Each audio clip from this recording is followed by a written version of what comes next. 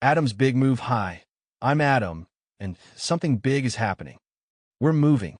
That means new rooms, new neighbors, maybe even new friends.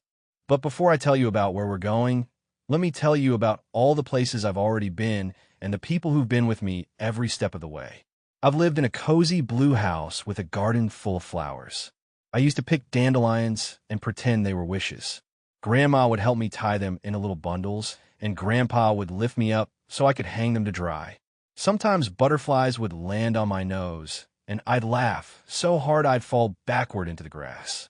Mommy would giggle too and take silly pictures, while Daddy showed me how to tell the butterflies apart. I've also lived in a big, busy city, with tall buildings that touch the clouds and streets filled with honking cars, blinking lights, and music. There was always something happening. Street drummers kept the beat, and once my best friend Miles and I danced in a parade while Grandma clapped from the sidewalk and Grandpa filmed us on his phone. Miles lived just one floor below. We built blanket forts between our apartments and raced toy cars down the hall. Even when we moved away, we sent each other postcards.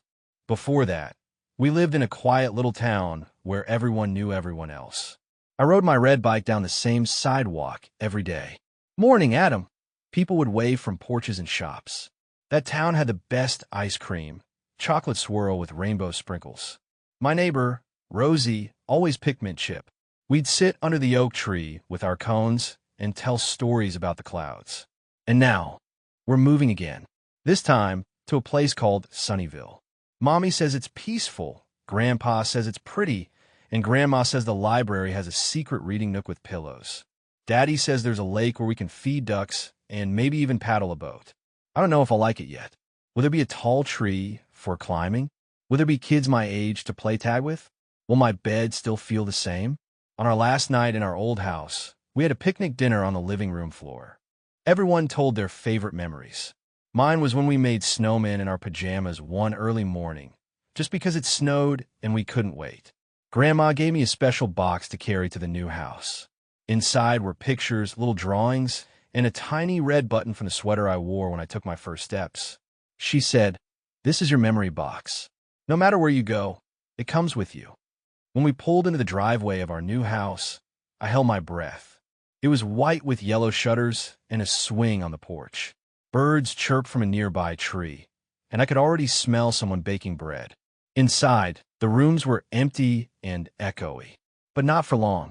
Boxes were opened, furniture was set up, and my toy dinosaur army marched across the floor just like always.